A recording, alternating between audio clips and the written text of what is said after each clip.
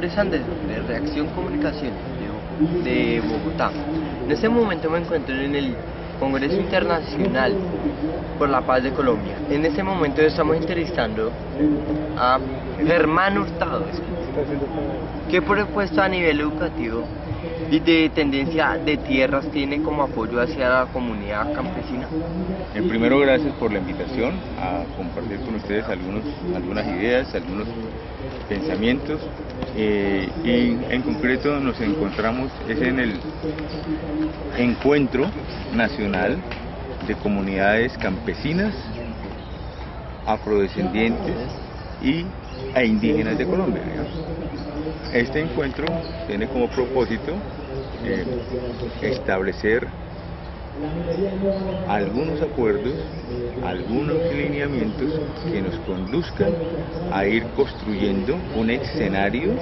donde se abran los diálogos entre la insurgencia colombiana y el Estado en representación del gobierno nacional. La salida al conflicto social, económico, ambiental y armado que vive este país, y disculpen tantos adjetivos al conflicto, es porque no tenemos una alternativa diferente a la búsqueda de la paz, pero antes de ir construyendo esa paz con sentido y equidad social, queremos primero que todo que los alzados en armas tengan un espacio también para plantear sus propuestas y mancomunadamente con unas propuestas concretas se posibilite que en Colombia no solamente se dé una tregua bilateral, sino que se llegue a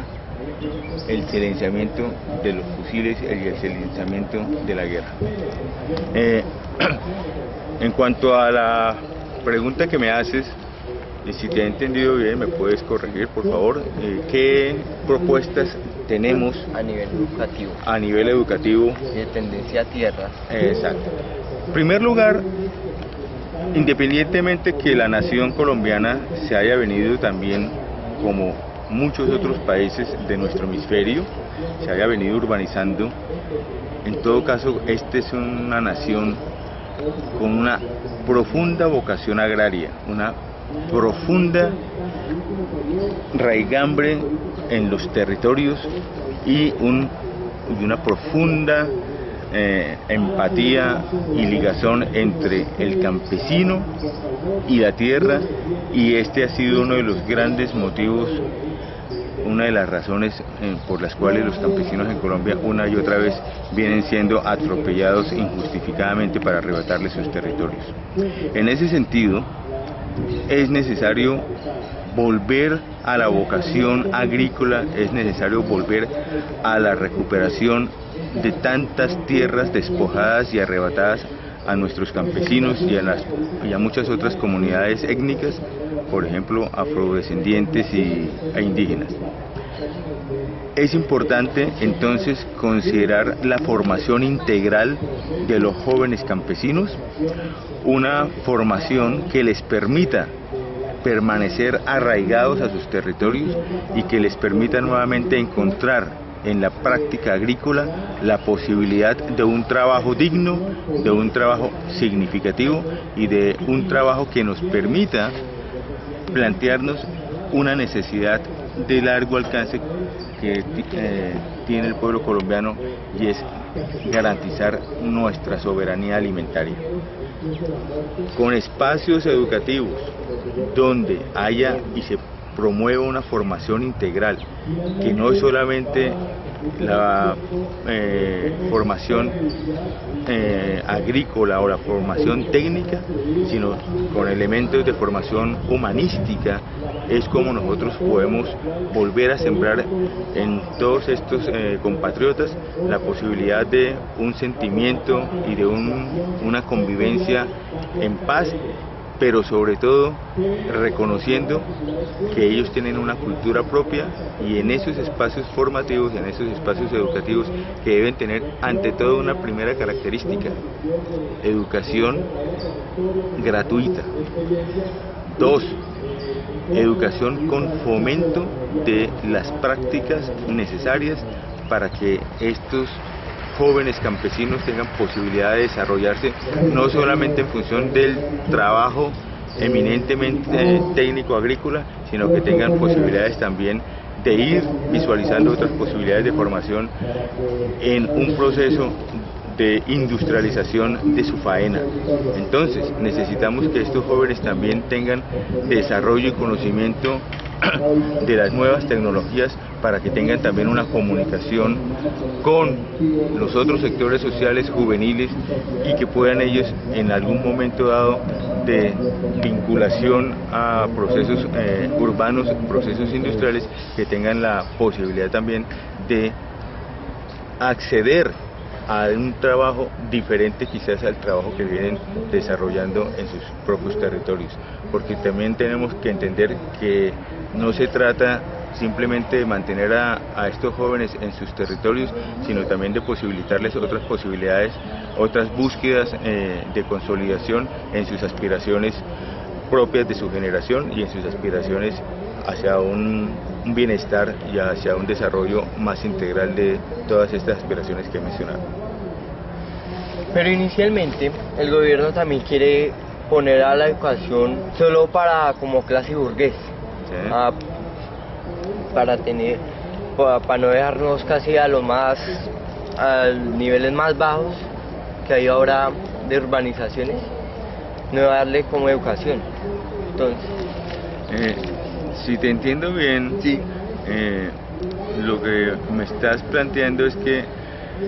contraria a la propuesta que nosotros estamos sugiriendo de gratuidad para la educación, lo que encontramos es un modelo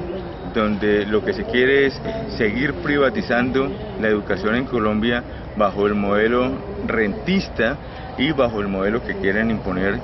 el Fondo Monetario Internacional, el Banco Mundial y otras organizaciones, en contravía inclusive de directrices desde la UNESCO que promueven precisamente la favorabilidad hacia estos sectores de la población que han sido marginados o que han sido de una u otra manera discriminados en estas políticas de fomento de la educación. Es muy claro que la burguesía, su propósito central es privatizar la educación, volverla nuevamente negocio, y nosotros vamos hacia la iniciativa popular,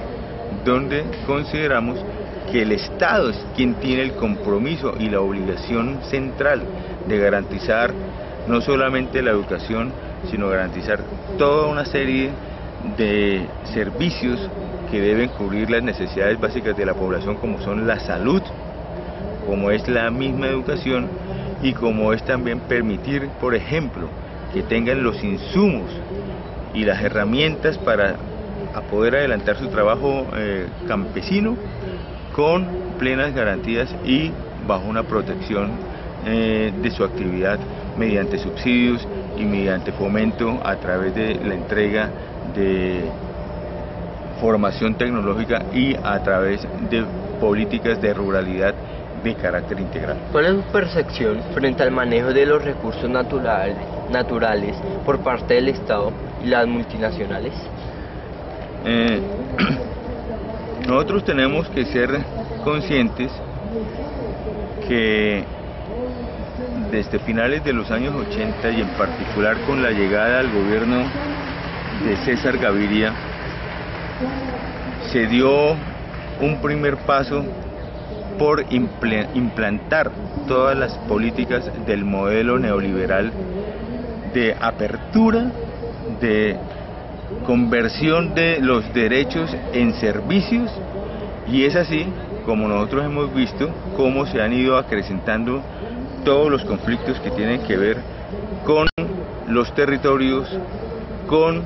el manejo de los recursos naturales y en particular aquellos asociados a la explotación minera. Llámese explotación minera en función del carbón, en función del oro, en función del coltan, en función de otros minerales de carácter estratégico, pero también que están asociados, por ejemplo, a la explotación de los hidrocarburos y de otros recursos energéticos, como el mismo recurso hídrico, en función de construcción de grandes megaproyectos. ¿Con qué ánimo? Con el ánimo de vender estos servicios y con ello promover e incentivar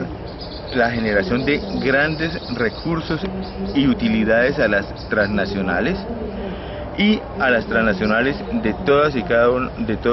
estos sectores, es decir, del sector energético, del sector minero, etc. ¿Qué sucede? La burguesía colombiana se ha ido también transnacionalizando. La burguesía colombiana, de por sí bastante atrasada, dado su matrimonio de décadas, coluido siempre con el latifundismo y con el narcolatifundio en Colombia, ha optado por el enriquecimiento bajo la sombrilla y bajo el amparo de las transnacionales que han impulsado a través del Banco Mundial, Fondo Monetario Internacional y el BID nuevas políticas para desregularizar, es decir, para el desmonte de toda una serie de normas de control en el país y permitir entonces que haya una agresión permanente hacia el territorio donde se encuentran estos yacimientos, que es una característica propia del capitalismo, que es su capacidad rapaz, su voracidad por todos estos recursos, más cuando estamos viendo cómo ellos vienen desplazándose del hemisferio norte hacia los países más pobres en el hemisferio sur y tomar por enésima vez nuestros territorios en búsqueda y en desarrollo de su política de apropiación de estos recursos naturales por el agotamiento que estos recursos ya han sufrido en sus propios territorios o en su propio hemisferio. Entonces, tenemos un gobierno arrodillado al sistema financiero internacional, tenemos un gobierno y un régimen cuyo interés no es el de cubrir y satisfacer las necesidades de los millones de colombianos, sino de satisfacer las necesidades de riqueza y de acumulación del sistema capitalista y sus máximos representantes, las transnacionales en el país. ¿Qué conocimiento tiene a la distribución de la riqueza en nuestro país y cómo la compara frente a los otros países latinoamericanos? Bueno, hoy por hoy se afirma, con base en estadísticas y en informaciones procesadas inclusive por organismos multilaterales de la ONU, etcétera, que nuestro país, Colombia, es el segundo país en inequidad en nuestro hemisferio, es decir, en nuestro subcontinente, después de Brasil, independiente de los avances que ha obtenido Brasil en ir superando porcentajes de pobreza y de miseria promovidos por una política de favorecimiento algo asistencialista para ir superando esa situación en que se encontraban sus connacionales. Más en Colombia lo que tenemos es